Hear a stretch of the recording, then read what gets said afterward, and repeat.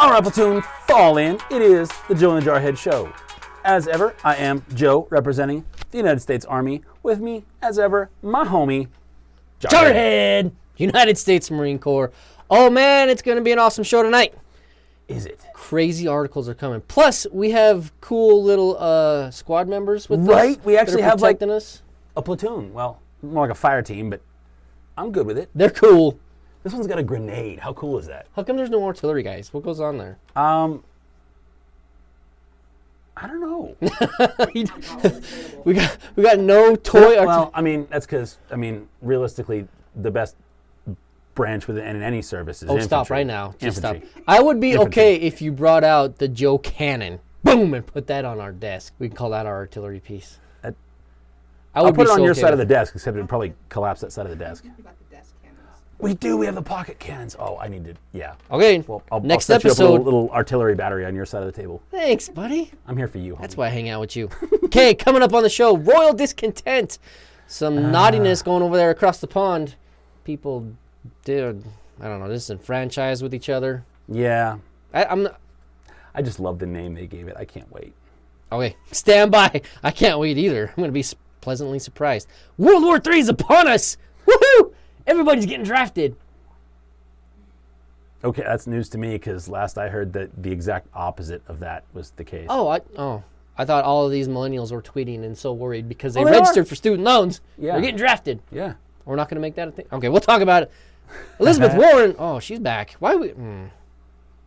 Elizabeth Warren. She's still a presidential candidate, even though her campaign's on fumes. We should probably talk about her. I guess. If not other reason than she's freaking funny, and the people who give her backlash for her latest fiasco are equally funny. I'm interested to see your definition of funny, my friend. Okay. Well, it's laugh or cry at that point. Right. And then we got some nonsense that we'll talk about. Fox in the Henhouse. That's going to be me. But first, we're going to talk about a quake of the earth type. Yes. Historical type. This week in history. This week. I'm talking about the 2010 earthquake in Haiti. That was a doozy. That was a doozy. They're all doozies. That's what happens when your country is literally sandwiched between three tectonic plates and your capital city sits on the border of two of them. I had no idea. That is insane. It is. Maybe choose not to live there. Right? I hunt a lot of different sources for these This Week in History articles. Usually my go-to is history.com because they are so hilarious. This is how it starts out. Haiti is the poorest country in the Western Hemisphere due largely to its history of colonization, occupation, and exploitation by Spain, France, and the United States. Next sentence. It also has a history of seismic activity. Okay. You gotta slip in that jab at right. colonialism, and then we can talk about the earthquake. Mm-hmm. Right? So 2010 was just the most recent one. They also had country-shattering earthquakes in 1751, 1770, 1842, 1946. Dang. They've been getting their teeth kicked in forever by these things. You would think, I don't know, maybe they'd stop being a country and just merge with the Dominican Republic because they seem to have their act together. You just said the Dominican Republic has their act together? Vis-a-vis Haiti, Chicago has their act together. You could pick up Chicago and put it in the Dominican Republic and you wouldn't notice the difference. Right? Yeah. So the 2010 earthquake, it was a 7.0. There were 8 aftershocks the same day, 52 aftershocks recorded over the next 2 weeks. Whoa! Right? 300,000 buildings destroyed, including all the national government buildings. You said 300,000, not 300. Buildings is a bit of a loose term. These are shanty towns, right? These are scrap metal huts that people lived in. But still, 300,000, my goodness. Right? So they really don't have an accurate count of the death toll. Lowball estimates are 40 to 50,000 people killed. Ooh. Highball estimates are 315, 316,000. Doggone it. Right? They can't really count it all because so many people were just buried under freaking these shanty towns. So sad. Right? That was a problem. The response was a worse problem. Because the response, there were several different responding operations. So some of them were government operations from the United States, Great Britain, places like that. We sent our hospital ships down there to act as treatment centers. The biggest response came from the United Nations. Uh-oh. Exactly. Uh-oh. Joel's going on a tirade. Yep. Sit tight. Here it comes. Yep. So the United Nothing showed up, and they pretty much made the situation exponentially worse. Oh my gosh. Because the countries that donate money to the United Nations, # United States, donate.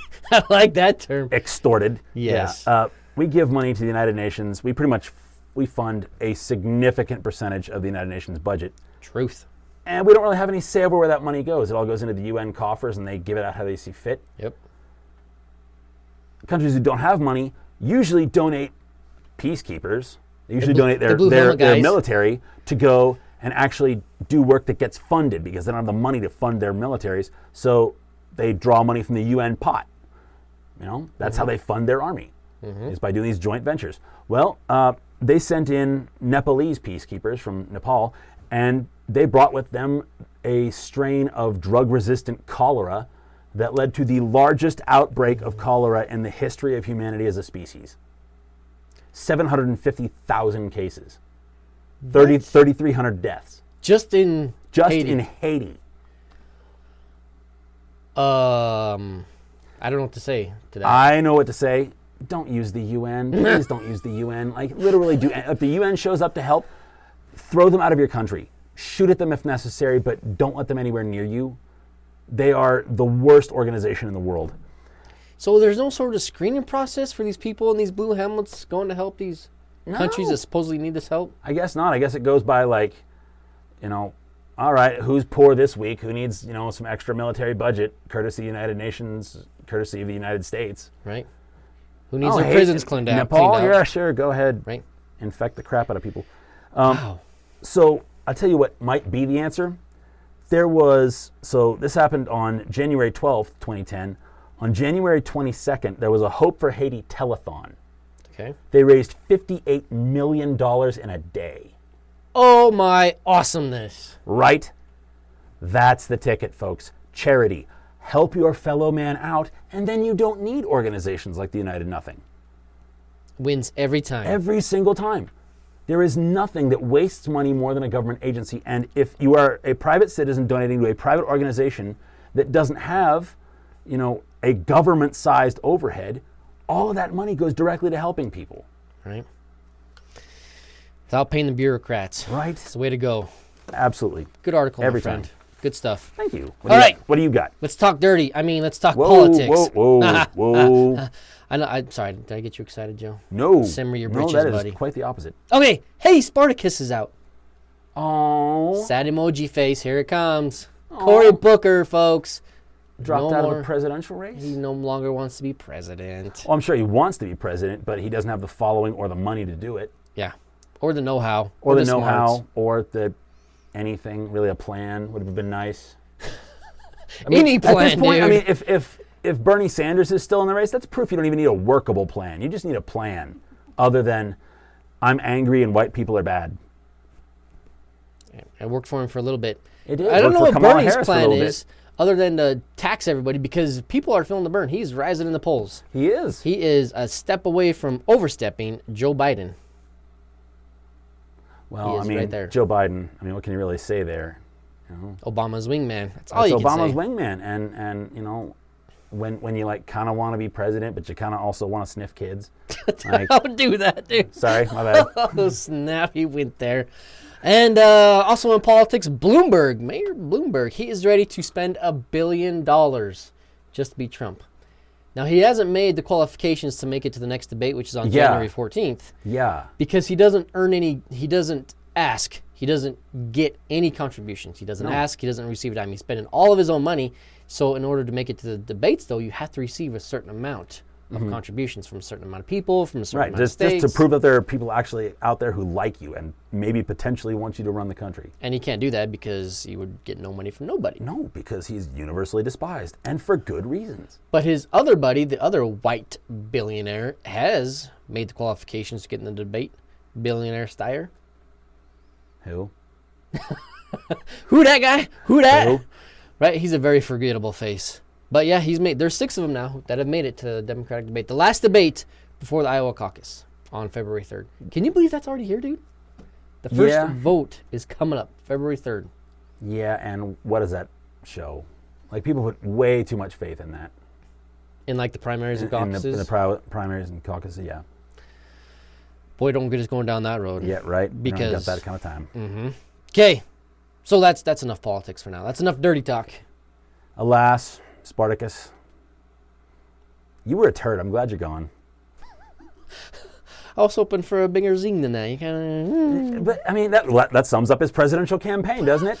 I'm mad, and I'm out of the race. You know what I am kind of bummed about is Mr. Yang's not even going to make it to this debate. Oh. He was boasting how he's the last person of color on stage, and not no more. Well, I mean, technically there is still Pocahontas. Elizabeth Warren, yeah, Liawatha, yeah.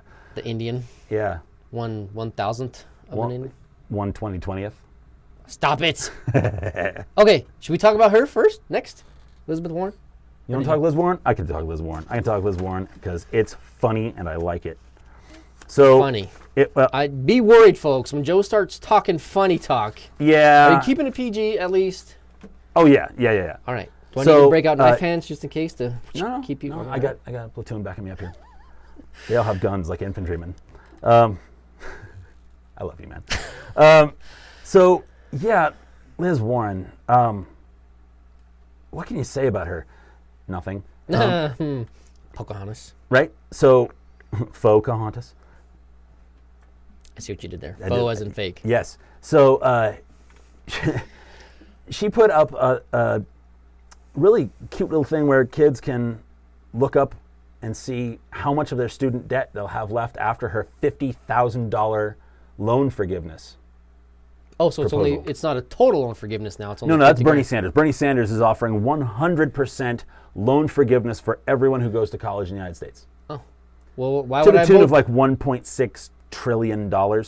So why would I vote for her if he's going to relieve all of it? I mean, she loses automatically right there. That's why he's rising in the polls. I think it is, honestly, because she was mocked mercilessly for this. Mercilessly. And it's all by people who would see virtually no benefit from this. Okay. So it's a cancel my student debt calculator, and it's just line after line after line of people saying like, I'm going with Bernie because he's offering 100%. This is what yours would get me. And they're posting their things like, you would qualify for $50,000 loan forgiveness, leaving you the remainder of only $556,335. Like, are you out of your mind? Who got that loan? Who's that guy? Well, that guy he has a Juris Doctorate now, so he's got a law degree. I don't care. You still paid $500,000 for a student loan? So you are going to be an ambulance chaser when you grow up, buddy. Nah. Because that's the only way you can get that much money to pay that stuff off, or some corporate lawyer. So let me get this straight. You knowingly took on $600,000 of student loans, and you want me to pay off your student debt. Sure. Love to. No, going to go with no. Because according to my math, $1.6 trillion divided by every one of the 330 million people in the United States aged birth to death comes out to about $4,900 a person. Everybody has to pay $4,900 to pay off the $1.6 trillion in student debt in America. Correct. Okay. That's how much they would have to soak every person in the United States for. However, you're not going to soak illegal immigrants. You're not going to soak kids who are too young to work. You're not going to soak the elderly on Social Security. So that nice, big, working, middle-class chunk of America, okay, well, you're going to pay 3 times that much. Mm-hmm. Mm-hmm. Yes, I would love to pay $15,000 over my lifetime to have President Bernie Sanders forgive 100% of your lesbian dance therapy degree. Please. I'm going to be honest, I wasn't listening. I just love the voice. He is crazy, but the fact that $50,000 in student debt forgiveness, it's wiped out. You will never have to pay a dime of that. And that's not enough for you? Wow. I mean, I used to think that Liz Warren was crazy, but she seems like absolutely conservative by comparison. Oh man, and I'm a bit worried of the people who look at that plan and be like, I can get on board with that. But do I call them crazy? Right? I don't know. I would call them crazy. I would love to call them crazy. Okay, they're crazy. He would usually have more colorful words than that. But we're on it's a camera. PG show. Yeah, so. YouTube rules and all that. YouTube rules. They've already blocked us. That's true. Right? Okay. We're just talking to a camera right now. Can we talk about the World War that is upon us? Oh, please, let's. World War III, folks. It is here. It is. Apparently, it's Iran's fault. No, it's our fault. It's our fault. Trump's fault. He launched rockets, and he killed a terrorist. So we're in World War III. Well, I mean, yes, he killed a well, if you're a conservative, he killed a terrorist. If you're a leftist, a libtard. Sure. Then he killed a government official. He assassinated a foreign statesman or something like that. Okay, so this is back in not too long ago when Iran killed a U.S. contractor. So in retaliation, we bombed depending on which article you read, either second or third in line in the Iran government. Soleimani. We killed him for a lot more reasons than just that. We did not assassinate him. Technically he was a government official, but we killed him along with 9 others. We didn't kill him in his country. He was in another country plotting attacks against us. In Iraq. So, in retaliation for us killing him, they played a gimmick where they launched more rockets at 2 more of U.S. facilities in Iraq. And I loved how they play this, and that's why I call it a gimmick, because yes, they did launch rockets, they did destroy facilities, but 9 hours prior to, they let all the journalists know in their country exactly what their plans were. And of course, they did what journalists do. They reported on it. They tweeted about it. And so we had 9 hours advance warning, and they didn't hit a single person. Nope. They did destroy the buildings, but it was just a facade. That's all it was. And it happened during this guy's funeral, Soleimani's funeral, people were forced to be out to. You remember all those pictures way back when Lil Kim's dad died? And so does that make him Big Kim? Big Kimmy? Middle-sized Kim, because it was still Kim Il-sung the first. Short and stubby guys. Okay, yes. So when he died, you saw all the people, you saw those videos and those pictures of people out in the streets, and man, they were good actors. They put our Hollywood actors to shame. They were out there just boobing and balling. So it's the same thing that happened in Iran. When people were out there in the streets, they were forced to be there. But what I love about this is that those people are still in the streets, not because of a funeral, because they're protesting their own freaking government.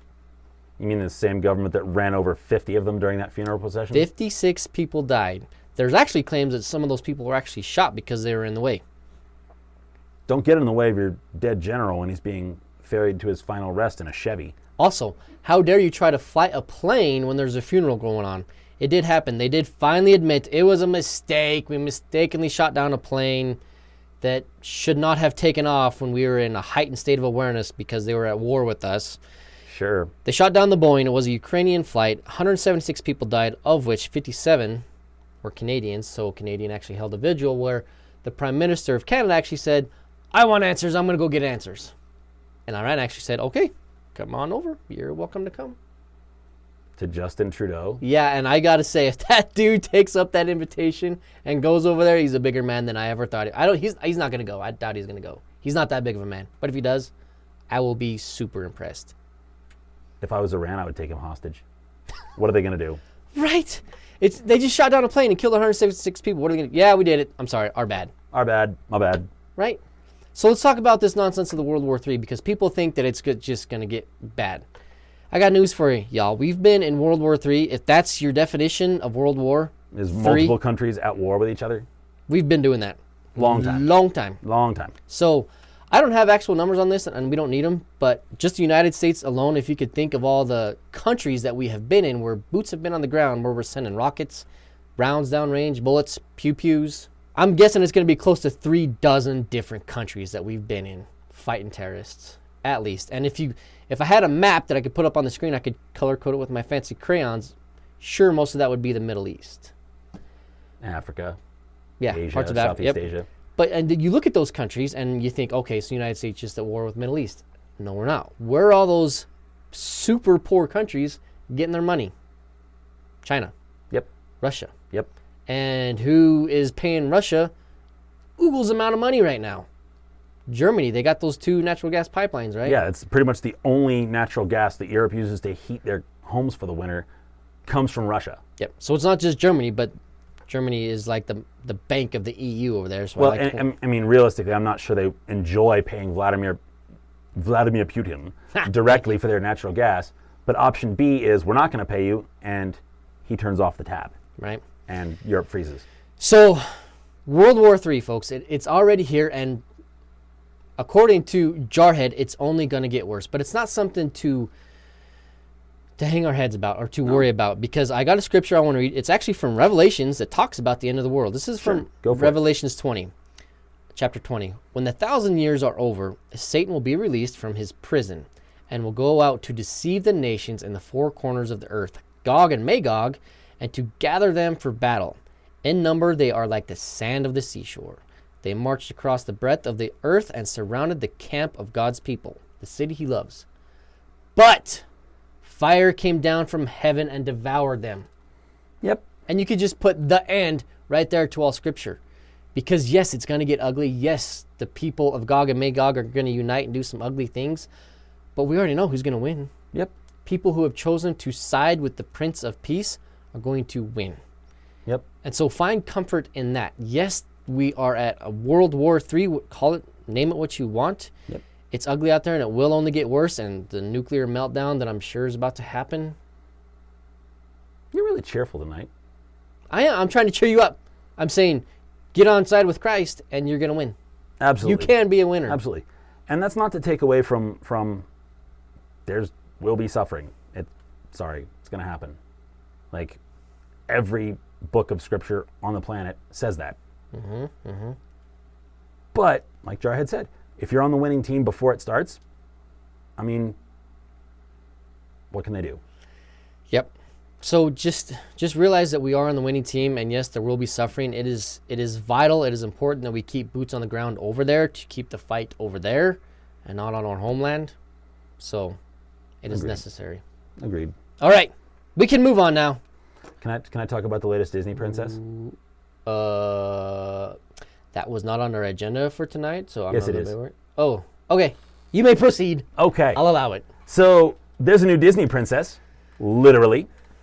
So one of the reasons that Prince Harry and Meghan Markle are leaving their royal duties behind is because she wants to move back to North America. Canada. Well, she wants eventually to move back to Los Angeles and maintain a second home in Canada. Okay. Because she just inked a deal to do a voiceover for a Disney cartoon. Are you serious? She's literally a Disney princess. Good She's times. like a princess squared now. Yes. That's fun. Yes. Right? How easy is that? Yeah. Except they're not gonna move back to Los Angeles until Trump is no longer president. Oh, good golly. Yeah, that was their condition. Oh my gosh. Just stay out then. Yep. We're 4 more okay. years. You can stave you off that long. But she's not taking money for this. So according to them, they're going to live in Canada, eventually find a home and business in Los Angeles. Okay. It's a long-term plan, she says, to end up back in the U.S. with a second home in Canada.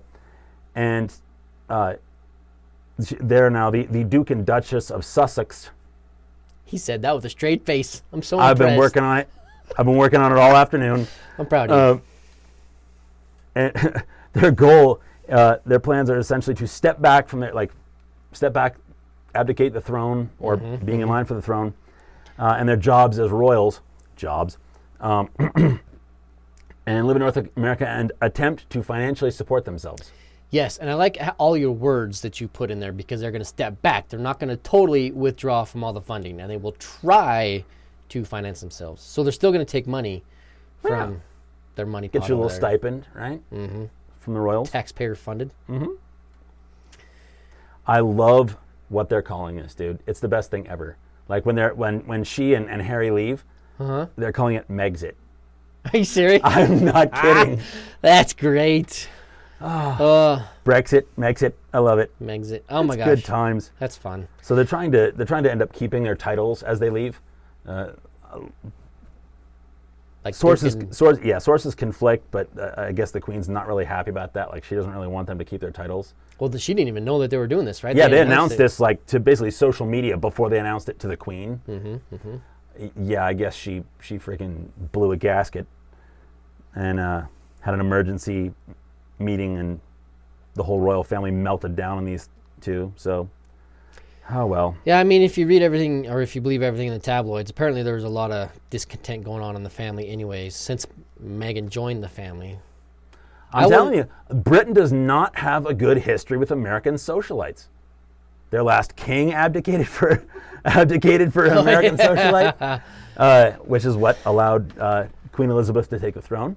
That was her uncle, not her dad. That was her uncle, not her dad. Yeah, but he was next in line. Yeah, yeah. Right. And now, like the heir to the throne, one of the heirs to the throne is abdicating for an American socialite. Boom. Use of America. Everybody loves America. It's been a part of our plan for 200 years now. Infiltrate and begin the second half of the American Revolution. It's called what? Operation Execute Order 1776. It's so good. You should do voices for the rest of the episode. Okay. Oh no, he's gonna do it. Oh, challenge accepted. Okay, Fox in the Henhouse. So, if you remember back on December 6th, there was a shooting at the Naval Air Station in Pensacola, Florida. 3 people died and 8 were injured. The bad guy was a Saudi national. Now, this blew me away when Joe reported on this a couple weeks back. Yep. Is that we actually invite these people over to be trained at our military schools. Yeah, I went to my career course as a captain. There were 3 Saudi students there and a Pakistani. Yep. So it's not just Saudi nationals. A lot of people from a lot of different countries are going to our military schools to be trained. So the reason this is back in the news, because the bad guy who killed these 3 people was not the only one involved. 21 others, 21 Saudi nationals going to the military school down there in Pensacola, Florida, are now being expelled. Yes, now, stay with me, because the reason that they're being expelled is some of them, very few of them, I think it was like 5 or 8, had like jihadist type messages on the social media. The rest of them are being expelled because they found kiddie porn on their computers. Why did it take a shooting to find kiddie porn on people who were at a military school in Florida? Blows me away. I'm so not okay with that. No. That they just found that. But anybody who knows anything about Saudi Arabia knows that when these 21 dudes go back there, they're going to be headless. They will be no mo's. Could you imagine go back? Disgrace like that, being kicked out of a country that they probably paid money to send these guys to? I don't know, man. You think they're going to be held as heroes when they go back? I don't know what to think. I can't really get a head around Saudi Arabia. They do weird things for weird reasons. It's very possible these guys could be swinging from cranes next week. That has happened. That's why he's saying that. Yeah. So that's why I think they will make a public showing of this. Maybe. I mean, it worked for Khashoggi, right? Poor guy. Okay, so that's one example. The other example I have for Fox in the Henhouse is there is a serial bank robber in New York. This dude robs 4 banks. He gets arrested on Wednesday. Robs 4 banks, get arrested, but he didn't use a weapon to rob the banks, so it was a felony without violence. So therefore, according to the new laws in New York, he does not have to pay bail. So he gets out, free, booked, and that's it, right? So they do his mugshot, right, and his fingerprints, and they kick him right back out. A guy who robs 4 banks, what do you think he's going to do? Yes. He's going to start a 501c3 charity, and he's completely reformed because he had his mugshot taken and he went through in processing. I'll tell you what, that would have been a lot better if you would have used the voice, but just don't let it happen again. All right. Okay. Yes, so he did not do any of those things. No. He went and robbed another freaking bank, y'all. I'm not making this up. This dude has now robbed 5 banks. And get this, I'm not making this up. He used a note. Did he use a weapon to rob the bank? No. So what's going to happen? According to New York laws, he's out. They cannot put this guy in prison, and they cannot make him pay bail. So he will go, he will have his appearance before the judge, and he will be released again. Not making this up, I promise. I'm just thinking, like, this guy he's got to have a mugshot out there right now. So when this dude shows up in my bank line as a teller and slips me a note, I know he's not armed. Grab a whole roll of quarters and just frickin' falcon punch this dude. Go to town on this dude? Oh, I would go ham. Like, what's he going to do, shoot me with his note? Oh. Just waffle stomp that dude. Okay, so bringing this back, what does all this have to do with the fox in the hen house? We have to have boundaries, right? Yes. As individuals Yes. and collectively, as a people, as a government, we have to have boundaries set up. And these people are willingly, knowingly inviting a fox into their hen house and trying to pretend, oh, he's not going to do anything because we made laws for him, right? Yes. Criminals are known for Obeying acknowledging laws. and following laws. Yes, exactly. So, when we talk about this, I know that there are Christian haters out there who will say dumb things like, oh, you know what, you're supposed to turn the other cheek. You're supposed to be forgiving. I get it. I am. I try to be as kind as Jesus taught me. I get that I suck at it sometimes and I fail at it. But Jesus Christ himself set boundaries. Yes, he had dinner with... Justice cannot rob mercy. Or mercy cannot rob justice, rather. So when we talk about Jesus and who he hung out with, yes, he had dinner with the sinners and the publicans, right? The bad people. He did not continually invite those people with him. He did not constantly hang out at brothels, right? Nope. Or in the thieves' den. That's not where he hung out. He surrounded himself with the most holiest people he could find, 12 of them to be exact. Right. So when we talk about that, that's the example we need to set He wasn't for going ourselves. there to hang out. He was going there to urge them to stop doing that stuff. Yes, to be a minister Yes. to them. Not to give them freebies and let them go. Oh, you committed a crime? Right. Well, you're a person of color, so we're going to let you out. And apparently that's why this law is in place, according to Bernie Sanders. Oh, because it was over targeting Racist. minorities. Yeah. I like his tweet because he said black people and brown people, and I just kept going purple people and yellow people, Joe-type people. I should be let go for committing bank robbery. Okay, so yeah, the bottom line there is that we've got to have boundaries. Don't be afraid to set boundaries for yourself. That's why we need them as a country, as Yeah. Laws governance. exist for a reason. Just Yes. saying. Thank you. Enough said right there. So can I piggyback off your Fox in the Hen House, one aspect of it from my last article? Only if you do it in a voice. Okay. Come on, buddy. Oh, I will. Yes. So this was, speaking of kiddie porn, a Michigan sex offender, convicted sex offender, said his defense in his latest trial was that he identifies as an 8-year-old girl. Oh my goodness. Right? And he says that the child porn found on his computer is protected by the First Amendment. What now? Yes. How?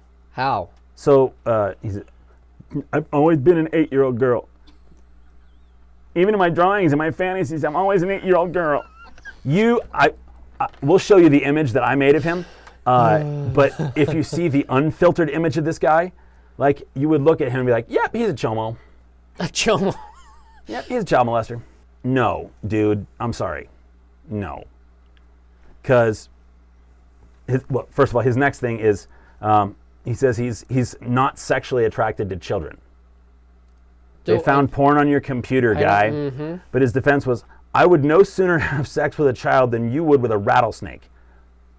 Next sentence, it's just not safe. Wow. Are you afraid of catching something from an infant? Because that's why most people don't have sex with kids, because Right? it's not safe. It's not safe. Better not do that. Dude. This you stuff need to- it's really hard to talk about, right? Your It stomach really just is. turns at this. Absolutely. Absolutely. Yeah, so it didn't work. It didn't work. He's going to prison. And so this, and I don't want to bring it back to what I was talking about, but this is why boundaries are necessary. You set boundaries against transgenderism in the first place, and you stop this kind of stuff before it even gets there. If we didn't, as a society, accept people for just making up what gender they are, what race they wanted to be, then we help get proactive about this because we have boundaries, helpful principles in place to prevent this. I get that it's not going to be a complete stop. He's not gonna be able to use this as a defense, because clearly, visibly, he is not an 8-year-old girl. He's like a mid-40s dude. He was arrested in 2018 for having a 17-year-old runaway listed with him. The sad thing here is that we have gotten to a place as a society where he thought he had an actual shot with that defense. Right? Like I'm having Ghostbusters in my head right now. That was your plan, Ray? Get her? Like, Yeah. I'll just say, going biblical with this, there's a quote from Matthew, was it? Matthew? In the book of Matthew. Book of Matthew. For those that harm innocent people, specifically children, it would be better that a millstone were hanged about their neck and they were drowned in the depths of the sea. And that should be the backstop for all child Absolutely. offense. In my book. I'm okay with that as a punishment. I don't think that's cruel or unusual. It's good enough for the Bible. It's good enough for us, right? Yeah, we shouldn't use the Bible as an example for all offenses, because when people start bringing in an eye for an eye and a tooth for a tooth, and they forget the higher law that Christ brought in. Correct. However, in this case, when there are sexual crimes against children, you cannot cross any line when punishing them, as far as I'm concerned. Right. My stomach's churning. I had more, but I can't. Yep. I'm done. I agree. We said enough about Protect your children, folks. Know who your kids are talking to online. Better yet, don't let them talk with people online. Make them go meet people face to face. It's amazing. They make friends that way. Enough said there. Okay. Hey, are we done? I think we're done. Oh, no, wait. No. I got to save round. It's coming at you. What do you got? It is a truly awesome day and a truly sad day, because it is the last day for college football. I am so sad. I'm going to miss it. So the college championship game is going on right now as we speak. LSU is playing Clemson. LSU is winning 28-25. I hope that LSU continues to win. Not that I love LSU, but I just love a good underdog story. Clemson won last year. Yeah, Clemson wins every year. Them or Alabama, right? It's always a back and forth story. Right. It's been a long time since LSU has been there. And their quarterback he's just amazing. He won the Heisman. He is amazing at a quarterback. Well, good on him. And he's like a true underdog story, because he hasn't been starting his whole career. He earned where he got, so. I would root for LSU too, but like half my fellow officers I worked with are Clemson fans, and they would literally send me letter bombs. So just do it anyway. It'll be fun. Go Tigers. They're both Tigers, so it didn't help. I figured it was a safe thing to say. Yeah, they're both Tigers. Okay, now our show's done. We can be done. Okay. Good show. Thank you, everybody. We love you guys. You're the best audience on the internet. Platoon dismissed. 7-5.